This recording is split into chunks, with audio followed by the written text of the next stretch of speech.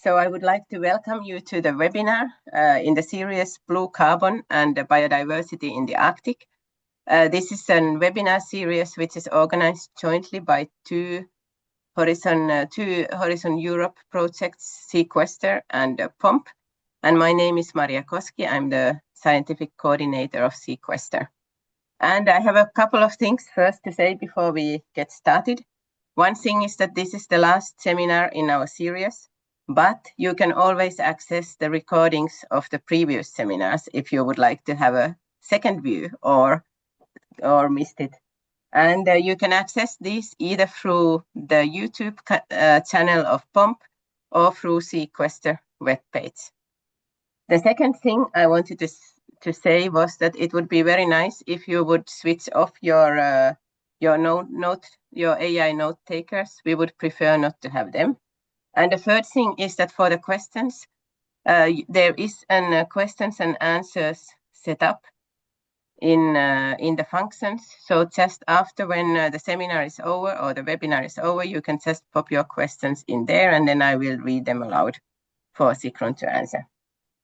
And then finally, the last thing or the most important thing left is actually to introduce our speaker, Sigrun Jonasdottir.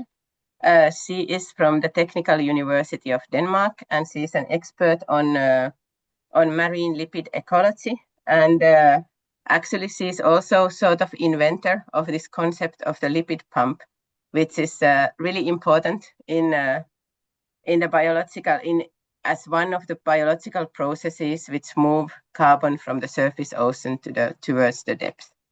And it is because of her research that we actually have started to include this process into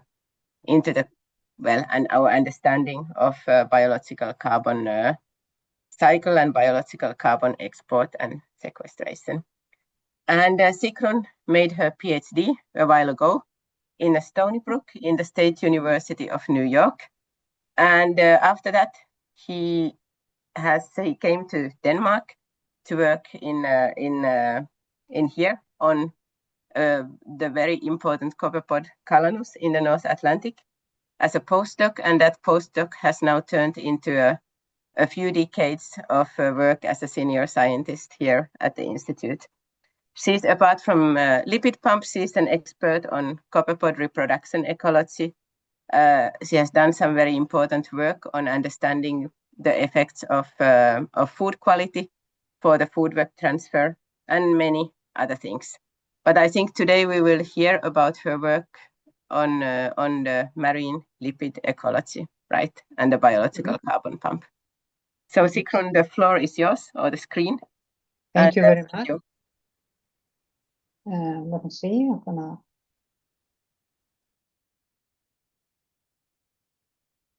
Okay, is that? I hope that is visible to everybody.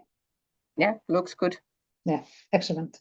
Thank you very much, Maria, for your introduction, and thank you all for coming to this webinar. The title of my talk is the Lipid-Rich Polar Copepods: Life History, Strategy Under Climate Threat? ? And as Maria said, that I kind of like to call myself a marine lipid ecologist, and there's I made a little bit of a sketch of my the work that I'm doing, and I know there's more other people working on these things, but marine lipid ecology is basically the production of lipids, the primary production of lipids or fatty acids that happens in the phytoplankton. And you all know omega-3 fatty acids and the importance of omega-3 fatty acids as marine lipids.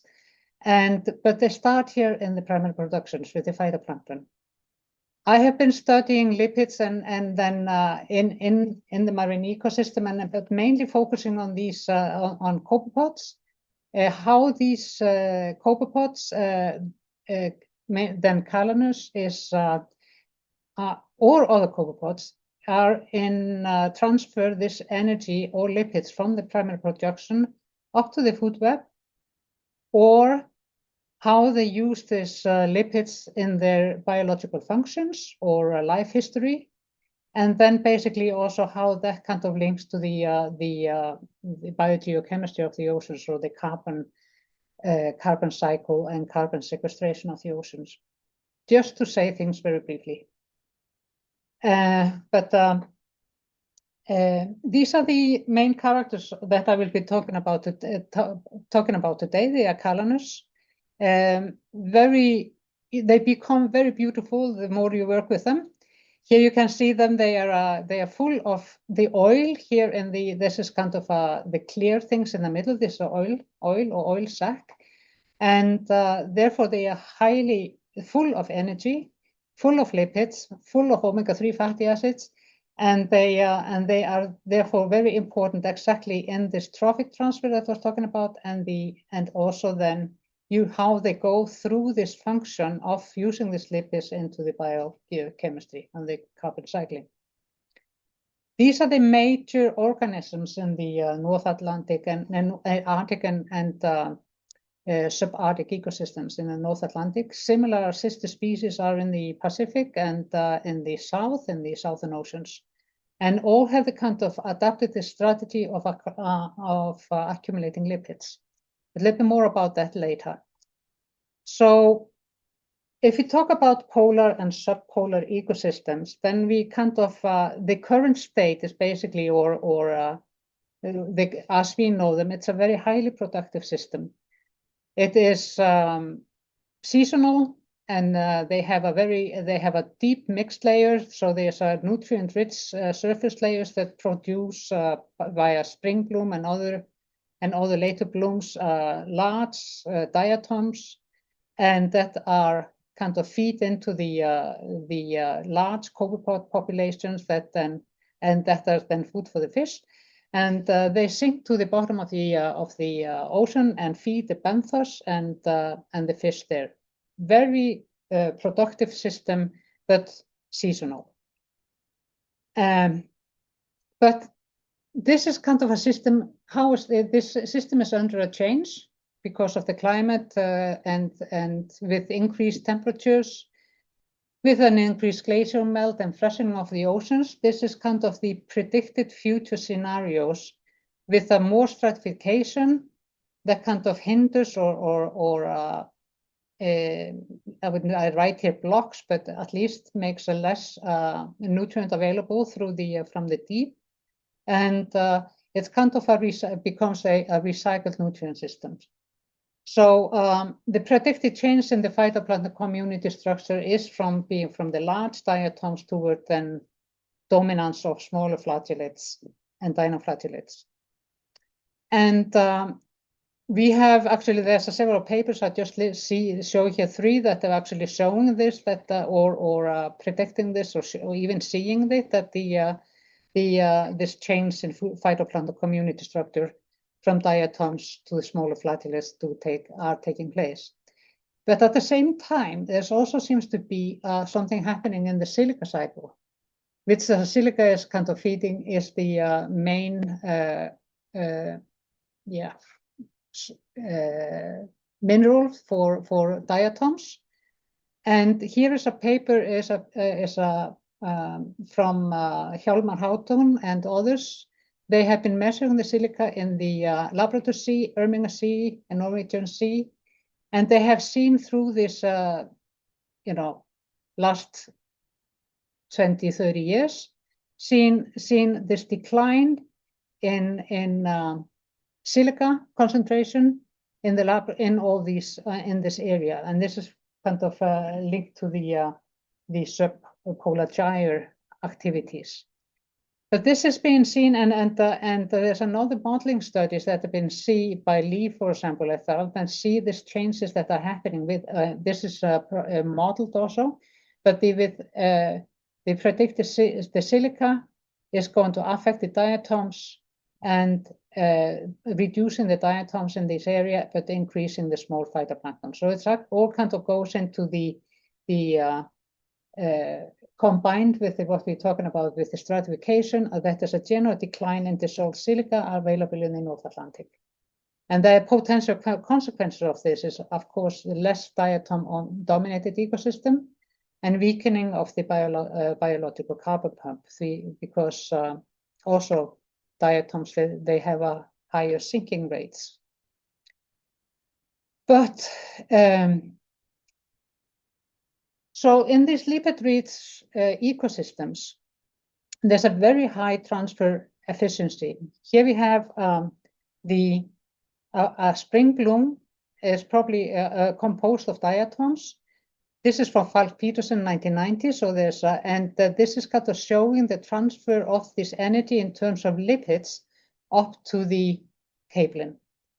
And you can see, and only in 6 months' time, the capelin, the diatoms in let me see, this April, May, June, July. Yes, in three months' times, the maximum amount of lipids in calanus, about 70% of the total dry weight, is reached. And that is kind of because capelin feeds on calanus. That is the system is kind of making use of this high energy that is kind of coming originally from the spring bloom, and which is then mainly diatoms. So this is a very high transfer efficiency, and that's why the Arctic and North Atlantic and North subpolar areas are so productive. Things happen fast, and they have to happen fast because of the short season. But these copepods, they are not collecting lipids to feed the capelin because they have a strategy. They have a kind of an idea. They have evolution has helped them to maximize the survival, and this is has been an extremely high successful life history strategy of accumulating lipids. This is the kind of a yearly life cycle of Calanus finmagicus, one of the Calanus species, and this is from March to March. In the spring, they are in the surface and they produce. They feed on the spring bloom and a little bit more. And during that time, they need to they use time to accumulate this lipid, very big lipid sac. This lipid sac can be up to 80% of the dry weight of the copepod, 70 to 80%. So it fills the animal basically up with this oil. But after that, they don't want to stay long at the surface because they are then the food for the capelin that we saw before. They would avoid. They want to be able to multiple sustain the population. So they go actually up to about 1,000 or 600,000 meter depth in the deep and go into diapause. So diapause is basically the turn off all the activities, stay there motionless for about up to 9 months of the year. So most of their life is actually avoiding predation in the deep. So after that time, something triggers them and they go up to the surface again to start the cycle. There's actually many variations of this theme, and in the Arctic, this could be the life cycle could be 3 years or 4 years, but this species has about one life cycle a year. So things have to happen fast during this very short period of the growing season. But why so much lipids? And you would kind of think of if you have so much lipid, you wouldn't be able to be so deep because lipids are buoyant. And but there's some reason for that. They managed to stay in the deep ocean, but the function of the lipids is basically as an energy reserve for the period of these unfavorable conditions during diapause. There's no food in the surface, so they have to go away, and there's lots of predators while they are up there also, so they want to be avoided to be eaten. But the second one is a buoyancy control. So this lipids that they are accumulating is wax esters. So there's a one type of lipid composition that they has the specific physical properties that they compress with lower temperatures and also with pressure. So when they have to swim down against their buoyancy force, their density becomes more and more like the water. And when they come to a certain depth, they reach kind of a neutral buoyancy. Again, when they have to go up, they can just swim up, and the lipids help them to go up. And if there's any lipid left after the the remaining lipid that is left, they can start to use for the reproduction in the spring. So they can go before the spring bloom and kickstart production, so everything is ready. But what is also in this story that I'm going to tell very soon is that the wax ester properties, they really differ depending on what kind of combination is of these wax esters. Chemistry is this way that that nothing is just one. We have this wax ester sac is actually a cocktail of molecules, of wax ester molecules. This is a wax ester which is fatty acids and fatty alcohol bound by an ester. And here you see there's a lot of double bonds. And if you have a double bond, it has to say something about the saturation of the fat. So saturated fat doesn't have any double bonds. It's very rigid, very not good for our health. The more double bonds there are, the better they are. And when we say omega-3 fatty acids, that's when the fatty acid, first double bond is in the third carbon. So these are the omega-3 fatty acids. So this is a fatty acid with 5 double bonds, and first this is on the third, so that is omega-3 fatty acid. So the combination of these wax esters is really a key adaptation to the life history restraint of going into diapause. So compressibility of the lipids is depending on how many double bonds there are. So therefore, saturation level of the wax ester, the more double bonds, the higher in saturation. And the longer the chains are, the number of carbons are, the more energy is in the wax esters. Just a very quick, there was a very quick lipid chemistry for you. But I just decided to study and make a little experiment to study, okay, this situation of changing from a large phytoplankton, diatom-based food webs, over to a flagellates and smaller cells. Will these, plus the increase in temperatures that are, and will the temperature and protected this phytoplankton change affect this lipid accumulation rate and type of the copepods? So basically, if anything changes in the accumulation rate, so how much lipid, how fast they can accumulate lipids, will affect their time at the surface, therefore predator pressure. And also, if the lipids are different or how much they can take down to diapause, is that going to be affected by this change in the phytoplankton size?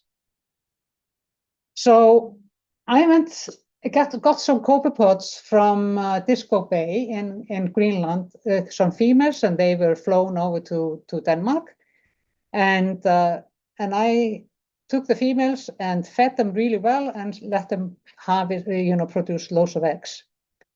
And those eggs, I started an experiment. I decided to give them 3 different diets: a flagellate, a diatom, and a dinoflagellate. But to get them into the states, I needed I grew them first to get the nuclei and everything, and get them growing, getting the population started. So I gave them a mixture of those. But after about 3 to 4 weeks, they had all gone to what is a copepod state 1, which is the youngest. They have to go through a metamorphosis, and I wanted them to go through the metamorphosis all at the same time, on the same food, be at the same state. And actually, because at this stage, they start to accumulate lipids. And I run experiment at 2 temperatures, just the 2 degrees difference, so 5 and 7 degrees. These are all within the thermal tolerance of this copepod. And then I fed them a few diets for the flagellates, the diatom, and the dinoflagellates. And after feeding them on these pure diets for about two weeks, depending on the when they were all came to the state C5, I terminated the experiments and measured the size of the copepods and the lipids, and then analyzed the lipids for the wax ester type. This so the whole thing proceeded took about 2 months a little bit challenging to keep these copepods alive and going, but we managed. So these are the major conclusion. The first I saw is that we have the after 20 days on, this is just showing that 7 degrees for the stage 5. So after these days, these are the flagellates and diatom and dinoflagellate copepods. They're all same age. But if I help you to see this, these are the lipid sacs. And you can see how huge difference are in the lipid accumulation of based on the diet. And I was actually, it blew my mind when I saw it. I thought I would see a difference, but I didn't expect to see such a big difference. Very, very interesting. So if we put it into a kind of a, scientific, into the graphs. So if you look first at the size, like we expected at 5 degrees, the copepods are a certain size, all the same, diet doesn't affect the size. But at 7 degrees, they are smaller as expected. But then we look at the wax esters, there's no difference between 5 and 7 degrees on the diets. On these, but they are about 3 to 4 times more on the average wax esters per individual, and when feeding on the diatom, it's the blue one. And when we are, I was just going to look at the time a little bit. When we are look at the wax ester types, so this cocktail of wax esters in this fat of the copepod, we so to just introduce you, so if they have a combination of a fatty acid that is 25 omega-3 and fatty alcohols that is 21 omega-9, then we have a 40 carbon wax ester molecule with 6 double bonds. So this is how that came out. This is the saturation, that means how many double bonds are in these in the fat of the combined oil sac. It is, while it's quite variable, it's not really, there's no really significant difference. So you can see the A's and B's. A's are this no difference, but there seems to be a little bit higher double bond in the heterocapsa, the dinoflagellate, than in other ones. So a little bit different there, but quite variable. And the carbon, there's no difference between within the diets, between 5 and 7 degrees. And there is, again, a little bit higher in it's not really a significant difference in this, in the saturation or the carbon length. So we basically, very quickly, it needs to maybe to done a little bit better, or I don't really know better, but there's quite a variation in the data. It doesn't seem that the wax ester type is going to be affecting the overwintering depth or overwintering buoyancy of the difference between these diets are not going to be affecting the physical properties of the lipids. What we can do further with it, I did kind of look at, make some calculations, and we can see, basically, if you look at here, this is here called the percent of maximum capacity of the copepod of certain size. We can calculate how much lipid can they hold to this based on size. And this is the percent of it. So you can say with Rotamon is 5% of the capacity, when it's about 18% for the diatom and 5 with heterocapsa. And similarly with at 7 degrees, but there we have a 30% of the capacity of the copepods is filled with lipids. So they will need about a couple of more weeks to reach the full capacity of their, to feed on a diet to reach the full capacity. But with heterocapsa and Rotamonas, it will take months to get to fill the capacity with this accumulation rate. What is actually quite interestingly is that the accumulation, and surprising, the accumulation rate of the lipids at 7 degrees is higher than at 5 degrees, they have fairly much the same lipid content, but the time of the experiment is much longer at 5 degrees than 7 degrees. So the accumulated rate to get the same amount of lipids is higher here, but also they are smaller.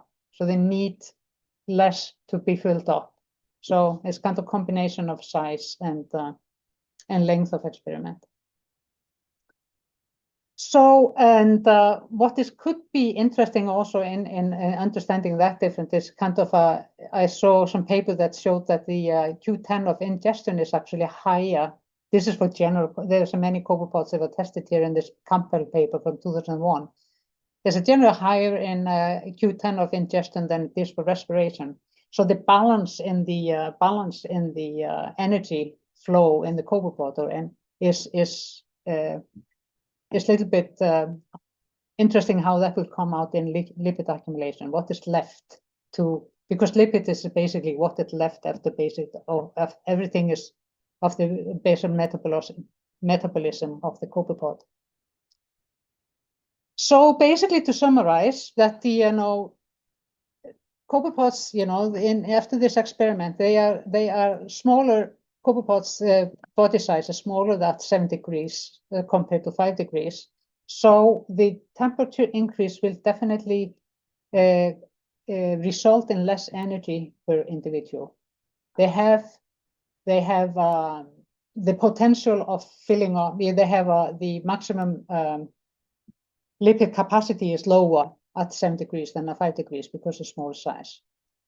But feeding on diatoms results in higher vexillus content compared to flagellates and dinoflagellates, and they are significantly higher accumulation rates while feeding diatoms, and maybe also interestingly higher at 70 degrees than 5. So what are the consequences of this?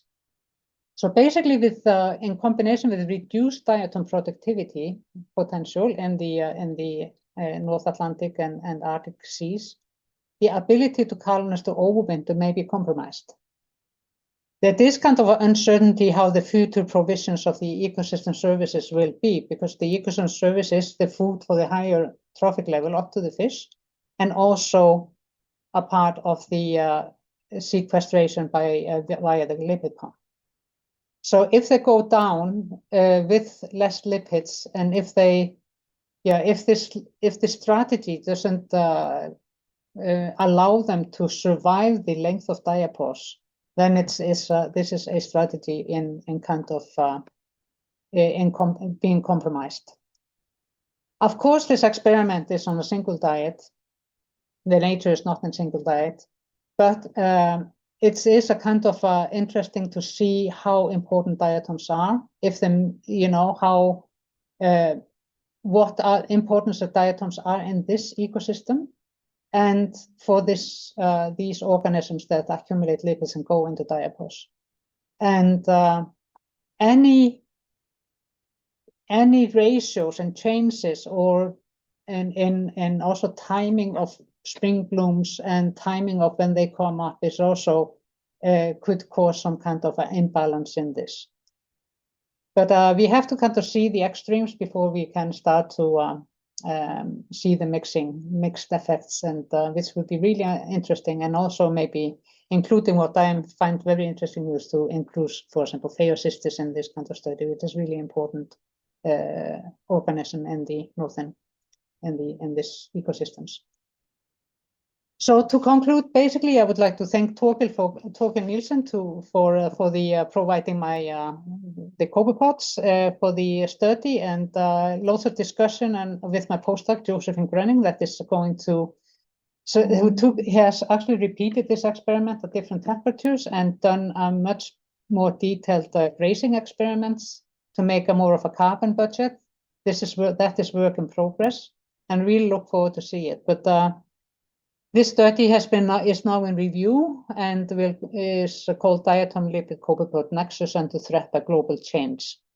And they're my co-authors that I also want to thank is Richard Broughton from Stirling. He did all the lipids analysis, and Andre Lissa. So thank you for your attention, and I'm ready to take questions if there are any. Thank you very much. Yeah. And now Shall I stop sharing? Yes, you could do that. And now is the time for you to write your questions in this question and answer dialogue box. And meanwhile, maybe while we wait, I have a little question here. Yeah. I was wondering about because I guess the lipid accumulation and the overwintering doesn't only happen with Calanus on the Arctic, but it's also something what Antarctic copepods would do, and perhaps even at other places. Can you tell something about that? Yeah, this is What a is known strategy. to this? Yeah, this is a strategy that is used in by many copepods, or usually of the same family of the calanoids, Calanus type, Calanus and the sisters and brothers of Calanus, Neocalanus and the Calanoides. And it's not only in the polar areas, but also in the upwelling areas and the, for example, in the monsoon areas. So the area where there is a period of unfavorable conditions for them to feed, they use some copepods use the strategy and go into some kind of a diapause, even though it is in the tropics. But it is also in the Antarctic, this strategy is used, but not as much as in the Atlantic, because the physics of the Antarctic waters are a little bit different. It's a deeper convection, and they use many of the copepods accumulate triassic lizards or TAC instead of ancestors. That means that TAC is much more easily available lipids, and so it is more actively, copepods are more active use TAC. But this strategy is used also in the Pacific and within and like I say, in the opening areas.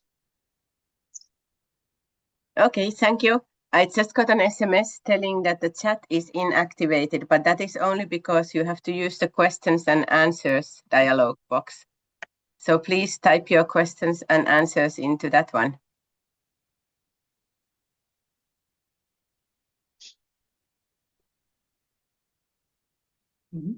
I can try to check the settings just to make sure, but I at least see the Q&A box, so I hope everyone else does as well. Yes, in this what is called more with 3 dots in it. Then you put Q&A there. Yeah. I had a question for you, Sigrun, if you thanks. have a minute. So last year there was an article that kind of made a splash in global discourse. In it, the authors talk about that there might be a shortage of omega-3 fatty acids in the future, and that's something that is of global importance. And I can read a quote here. It just says, if we do not lessen the extent of ocean warming, we can expect to harvest much less omega-3 PUFAs from our oceans in the future.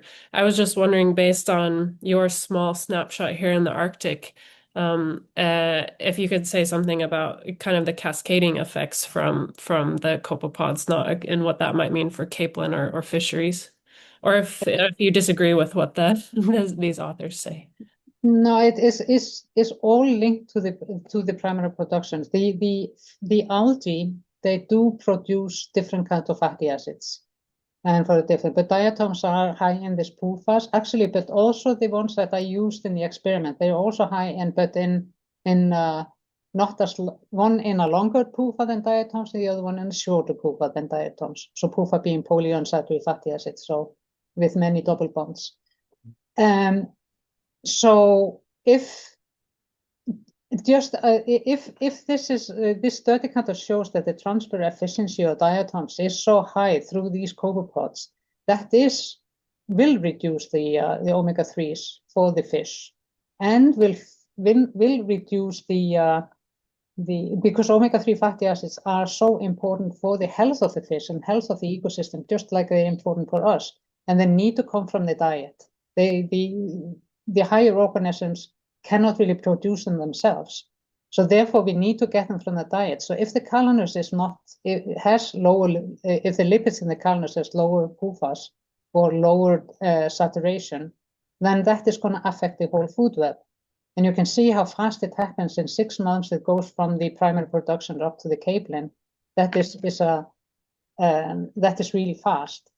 And the longer, what is also happens in the with change of the phytoplankton community, the smaller the phytoplankton cells are, and that will make the food web longer, so the more interactions before you go up to the fish, so more kind of steps in the food web, and that means that with every step you're going to get a reduction in both the energy content and it's much less efficient food web in terms of energy and then lipids also.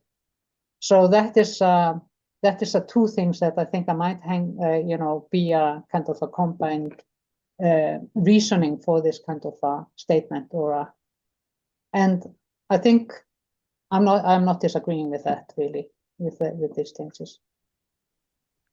Thanks. We did get one question from Anna in the Q&A. She was just wondering if you had one message to business or policymakers in terms of omega-3 and fishing. What would it be? I didn't understand. One method. Message, sorry. So what is your one message? My apologies. Stop burning carbon oil. But what would that be? Take care of these copepods, take care of these ecosystems, basically.